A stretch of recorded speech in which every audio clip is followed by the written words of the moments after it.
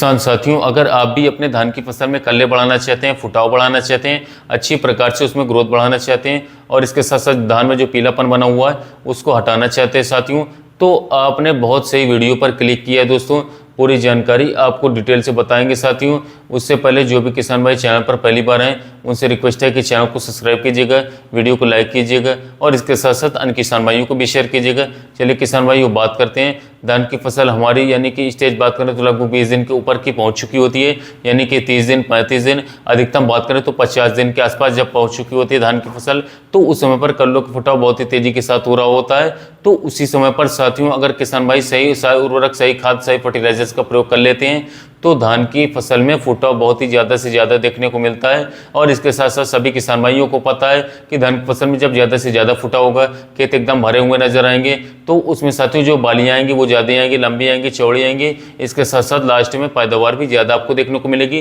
तो इस टाइम पर अगर किसान भाई जरा सी भी चूक कर देते हैं, जरा से भी लापरवाही गलती कर देते हैं, तो धान की फसल में अच्छे से फुटाव बिल्कुल भी देखने को नहीं मिलता है। तो यहाँ पर दोस्तों आज मैं आपको ट्रिक बताऊंगा। आज मैं एक ऐसे साथियों खाद के बारे में आपको बताऊंगा, एक ऐसे स्प्रे के बारे में आपको बताऊंगा, बहुत ही सस्ता स्प्रे साथियों। अगर इस स्प्रे का दोस्तों, इस खाद का प्रयोग अपने धान की फसल में आप लोग इस टाइम पर जो फुटाव हो रहा होता है साथियों कर लेते हैं दोस्तों, तो धान की फसल से बम्पर उत्पादन आपको देखने को मिलेगा साथियों, निकाल पाएंगे आप। तो सबसे पहले तो किसान भाई बात करेंगे धान की फसल में जो हमारे फुटाव हो रहा होता है साथियों, सभी साथियों पोषक तत्व जो होते हैं वहां पर कमी हो जाती है, सभी प्रकार के मैक्रोन्यूट्रिएंट्स की वहाँ पर कमी हो जाती है। जो भी मैक्रोन्यूट्रिएंट्स की कमी होती है साथियों, अगर उसकी पूर्ति आप नहीं करते हैं समय पर साथियों, तो उसमें अच्छी तरीके से फुटाव बिल्कुल भी नहीं आ पाता, फिर पौधे में पीलापन आ जाता है। इसके साथ साथ पौधे में की पत्तियों में आप देखते होंगे दाग धब्बे बन जाते हैं और इसके साथ साथ उसमें कीटों का प्रकोप बहुत ही ज़्यादा आपको देखने को मिलता है। क्योंकि साथियों बात करें तो हमारी जो फसल होती है दोस्तों, सबसे ज़्यादा उसमें बात करें तो नाइट्रोजन यानी कि यूरिया की कमी होती है। धान की खेती में अक्सर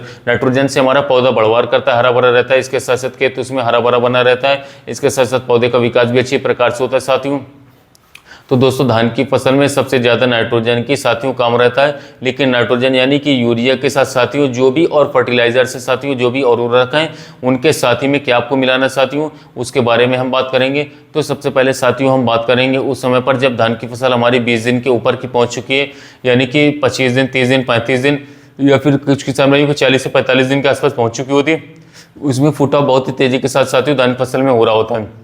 उस समय पर किसान भाइयों जो हैं कुछ जो हमारे तत्व हैं, जो हमारे पोषक तत्व हैं साथियों बात करें तो उसका सबसे मुख्य नाम होता है ह्यूमिक एसिड। ह्यूमिक एसिड किसान भाई जो हमारा 98% वाला आता है, उसको अगर हम यूरिया के साथ मिला करके साथियों खेत में अपने डाल देते हैं साथियों इस टाइम पर जब हमारी धान की फसल में फुटाव हो रहा होता है। अब बात कर लेते हैं साथियों ह्यूमिक एसिड डालने के फायदे क्या होते हैं हमारी फसलों पर। बहुत सारे किसान भाई सोच रहे होंगे कि ह्यूमिक एसिड एक काली फॉर्म में, दानेदार फॉर्म में आती है, तंबाकू फॉर्म में आती है, इसको डालने से क्या फायदा होता है। तो फायदा ये होता है साथियों, ह्यूमिक एसिड का मेन काम जो हमारा होता है जड़ों का विकास, कल्लों का फुटाव करवाना, और साथियों प्रकाश संश्लेषण से जो पौधा हमारा साथियों जड़ों से पोषक तत्व जो पहुंचाने का कार्य जो है, जो हमारा प्रकाश संश्लेषण करवाता है, जड़ों का विकास करवाता है। इसके साथ साथ जब जड़ों का विकास अच्छी प्रकार से होगा, अच्छी प्रकार से होगा, तो साथियों पौधे में फुटाव भी होगा, जड़ें हमारी गहराई तक जाएंगी, मिट्टी में अच्छी तरीके से फैलेंगी और तभी हमारा साथियों पौधा अच्छी प्रकार से ग्रोथ होता है। तो इसका साथियों मुख्य रूप से हमारा काम होता है साथियों जड़ों का विकास करवाना। जब जड़ों का विकास साथियों ज़्यादा होगा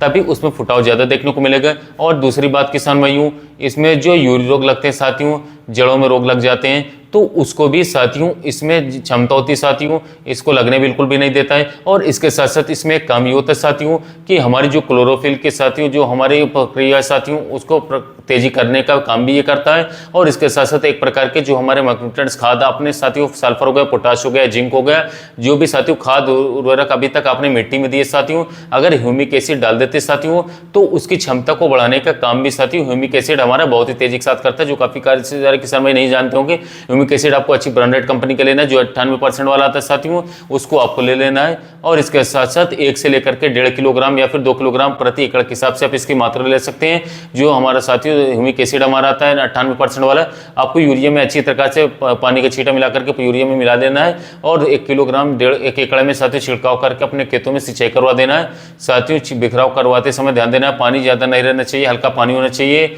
ज़्यादा पानी होने की वजह से किसान भाइयों वहाँ पर आपको अच्छे प्रकार से उसका रिजल्ट बिल्कुल भी देखने को मिल सकता है। लेकिन कुछ किसान भाई जो है उनका सवाल उठता है कि यहाँ पर साथियों पानी बारिश भी काफ़ी ज़्यादा हो रही है इस समय पर, इसके साथ लगातार खेत में पानी थोड़ा सा साथियों नीचे खेत है लगातार भरा बना रहता है, तो उस कंडीशन में क्या करना रहता है हमें। तो साथियों उस कंडीशन में किसान भाई आपको यहाँ पर मैं बता दूं, जो हमारा ह्यूमिक एसिड आता है लिक्विड फॉर्म में भी आता है साथियों, हमारी जो नैनो यूरिया भी आती है साथियों लिक्विड फॉर्म में आती है दोस्तों, तो उसका आप स्प्रे भी कर सकते हैं साथियों।